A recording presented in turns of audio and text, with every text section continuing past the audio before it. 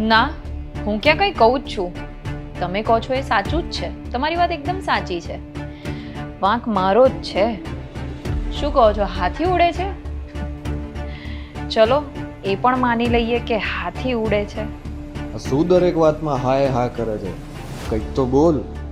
કંઈક બોલું હું?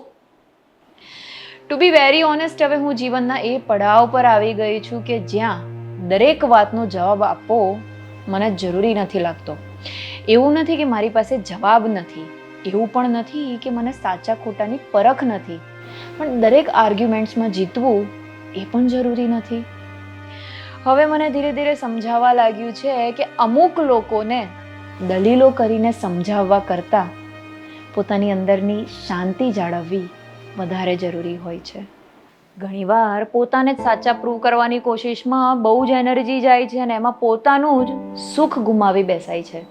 એટલે જ હવે હું મૌન રાખતા શીખી ગઈ છું અને એમાં જ જીવનનો સૌથી મોટો પાઠ શીખી ગઈ છું. ધીરે ધીરે હવે સમજાવવા લાગ્યું છે કે દરેક વ્યક્તિને તમારો સમય, તમારી લાગણીને તમારી એનર્જી આપવાનો કોઈ જ અર્થ નથી.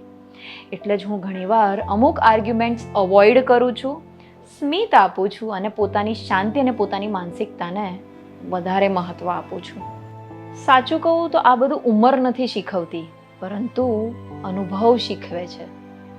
જેને તમે જવાબ નથી આપી શકતા તેને સમય જવાબ આપશે, નહીતર તો તેમનો સ્વભાવ.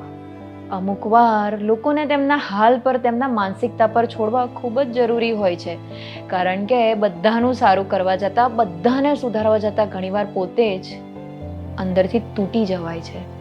એટલે જ કહું છું, બધાને જવાબ આપવા જરૂરી નથી, બધાને જવાબ આપવા જરૂરી નથી. સાચી વાત ને? જય શ્રી કૃષ્ણ.